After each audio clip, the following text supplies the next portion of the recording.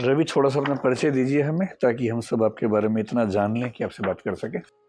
और हम चाह रहे हैं कि आपसे उन मुद्दों पर ज़्यादा बात करें जिन पर आप इंटरेस्टेड है बात करने में। तो आप ये भी बताएं कि किन विषयों में आपकी रुचि ज़्यादा है बात करने में। सर, मेरा नाम रवि कुमार सिहाग है। मैं राजस्थान के गांव तीनडीएम, जिला श्रीगंगानगर का निवासी हूँ।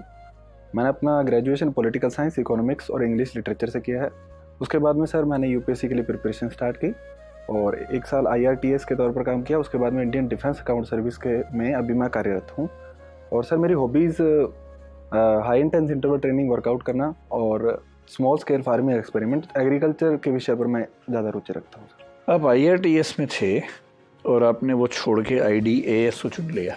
जी सर। ये बहुत अजीब सी बात नहीं लग रही सुनने में?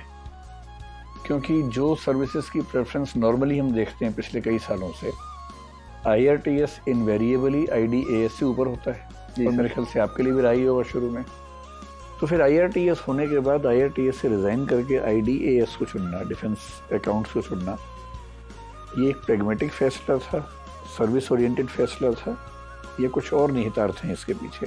सर मेरा जो उद्देश्य था वो सर मुझे आगे तैयारी शुरू करनी थी। IRTS में सर एक डायनेमिक सर्विस है, टाइम कंज्यूमिंग सर्विस है।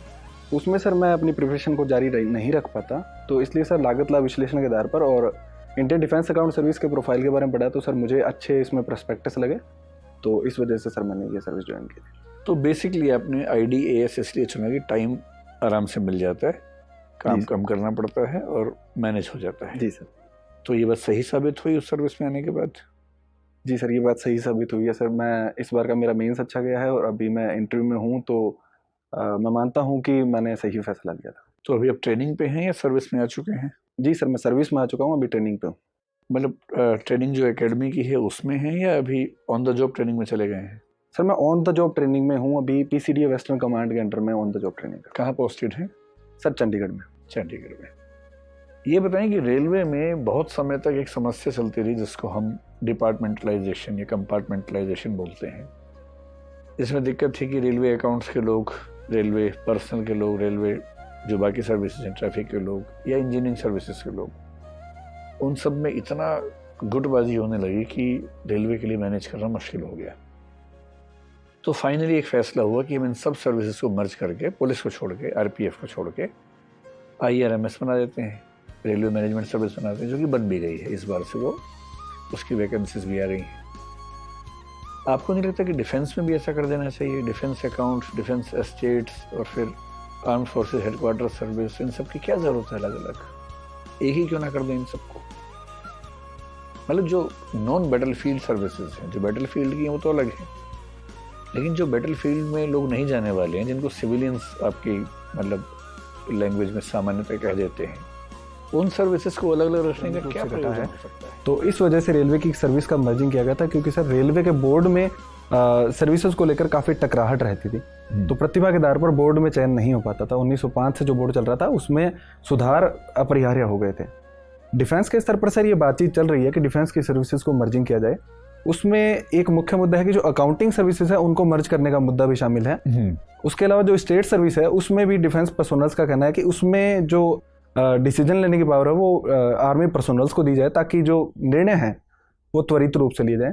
सर इसके आगे जो भी संभावनाएं हैं वो आगे देखनी पड़ेगी कि किस प्रकार। तो आपकी राय में Indian defence account service, Indian civil account service, Indian railway account service, इन सब को मर्ज कर दें और ऑडिट अकाउंट्स को भी शायद इनके सब के साथ मर्ज कर दें, वो ज़्यादा अच्छा उपाय है, या डिफेंस की सर्विसेज को आपस में मर्ज करना बेहतर है?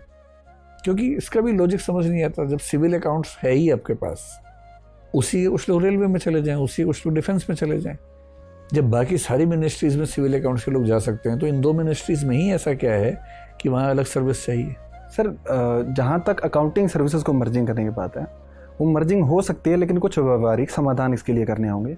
जैसे कि सर डिफेंस में जो कोड हेड्स हैं वो बहुत अधिक हैं। इसमें 2 प्रकार के मैनुअल्स हैं, उसमें कोड हेड की संख्या हज़ारों में है। ठीक है। और सिविल अकाउंट्स में कोड हेड कम इस्तेमाल किए जाते हैं। वो तो मर्ज हो जाएंगे आपस में। सर उसको PFMS के साथ इंटीग्रेट करना इसलिए भी मुश्किल है क्योंकि राष्ट्रीय सुरक्षा का मुद्दा है, और उसमें सर ऑनलाइन करने में डिफेंस सर्विसेज की ओर से कुछ आपत्तियां जताई गई है कि इसको ऑनलाइन करेंगे तो साइबर सिक्योरिटी के फ्रॉड्स हैं, वो जो थ्रेट हैं वो इसमें दिखाई दे सकते हैं। तो अभी डिफेंस अकाउंट्स में आप साइबर लेवल बिल्कुल नहीं जाते हैं? सर कुछ पेपर पे होता है? सर काफ़ी हद तक अभी पेपर पे काम चल रहा है, लेकिन अभी जो हैदराबाद में इंडियन जो टेक्नोलॉजी सेंटर है वहाँ पर उन्होंने एक प्रबल विकसित करने की ओर बढ़ रहे हैं। आर्म्ड फोर्सेस की तरफ से इसमें सहमति जताई गई है, उस पर अभी काम चल रहा है। उसके अलावा सर पेंशन के स्तर पर डिजिटलाइज किया गया स्पर्श प्लेटफॉर्म है, और अकाउंटिंग स्तर पर ट्यूलिप प्लेटफॉर्म पे अभी काम चल रहा है। ठीक है, तो इसका मतलब ये हुआ कि आपकी राय में अकाउंट सर्विसेज को मर्ज करना ठीक नहीं होगा, लेकिन वैसे डिफेंस सर्विसेज को मर्ज करना बेहतर उपाय हो सकता है। सर अकाउंट सर्विसेज में भी मर्जिंग हो सकती है, लेकिन उसमें सर ट्रेनिंग के स्तर पर और अधिक अच्छे से सारी अकाउंट सर्विसेज को ट्रेनिंग जो मॉड्यूल है उसमें बदलाव करने होंगे। उसके अलावा जो कोड हेड है उसको, जो सिविल के कोड हेड है उसके साथ मर्जिंग करने के लिए कुछ उपाय करने होंगे। उसके बाद में सर इस चीज़ की मर्जिंग हो सकती है। अभी हाल ही में कर्नाटका हाई कोर्ट का एक फैसला है जिसको हिजाब विवाद कहते हैं। जी सर, मुझे थोड़ा सा समझाइए कि क्या हम ये कह सकते हैं कि ऐसे फैसले हमारी अब तक की जो धर्मनिरपेक्ष छवि है उस पर हमला है, या उसी का लॉजिकल एक्सटेंशन है? सर मुझे लगता है कि जो सुप्रीम कोर्ट ने इलाहाबाद हाई कोर्ट, जो कर्नाटका हाई कोर्ट है, उन्होंने जो हिजाब पर फैसला दिया है वो एक प्रकार से तर्क संगत है, क्योंकि कोर्ट ने कहा था कि हिजाब पहना वो आवश्यक धार्मिक प्रथाओं में नहीं आता है, और किसी भी प्रकार के इंस्टीट्यूशन में जहाँ के अपनी इक्विटी के जितने भी रूल्स हैं वहाँ पर अगर इस प्रकार के धार्मिक प्रतीकों को आमंत्रित किया जाएगा तो सर ये वहाँ के जो रूल्स हैं उसके खिलाफ है। ये बताइए कि एसेंशियल प्रैक्टिसेस ऑफ रिलीजन जो आर्टिकल 25 के बेस पे एक डॉक्ट्रिन है हमारे सुप्रीम कोर्ट की, उस डॉक्ट्रिन में ऐसा क्या है, जैसे एक एग्जांपल के तौर पर कोई मुस्लिम महिला अगर हिजाब पहने तो कर्नाटका हाई कोर्ट का फैसला है कि वो एसेंशियल प्रैक्टिस ऑफ रिलीजन नहीं है। सिख समाज की जो पगड़ी है वो एसेंशियल प्रैक्टिस ऑफ रिलीजन है। ऐसे कौन से पैरामीटर्स हैं जिसके बेस पर अलग अलग धर्मों के लिए ये फैसले हम करते हैं? वो पैरामीटर्स, मतलब मेरी व्यक्तिगत राय है कि पैरामीटर्स बहुत ठोस हैं, लेकिन मैं आपसे सुनना चाह रहा हूँ, समझना चाह रहा हूँ कि वो क्या पैरामीटर्स हैं जिनसे फैसले होते हैं। सर 1955 के आसपास एक विवाद में न्यायालय ने कहा था कि वो जो आवश्यक धार्मिक प्रथाएं उनको निर्धारित करेगा। तो सर जो मुख्य धर्म में कोर बातें लिखी गई है उनके बेस पर शायद आवश्यक जो धार्मिक प्रथाएं उनको निर्धारित किया जाता होगा। जो सिख धर्म है उसमें 5 जो ककार हैं उनके धर्म पर जो पगड़ी है वो केशों को बांधने के लिए आवश्यक समझी जाती है, इस वजह से वहाँ पर अलाउ किया गया। लेकिन जब कोर्ट ने, कर्नाटक हाई कोर्ट ने कहा कि कुरान में इस प्रकार की कोई भी व्याख्या नहीं मिलती कि हिजाब पहनना आवश्यक धार्मिक प्रथा के अंतर्गत आता है, इसलिए उन्होंने एजुकेशन इंस्टीट्यूट में इसको बंद करवा दिया। सर बहुत बढ़िया, बंद करवा दिए कोर्ट ने, या कोर्ट ने सिर्फ इतना कहा कि बंद किया जा सकता है? सर सॉरी सर, मुझे एग्जैक्ट नहीं पता शब्दों को लेकर।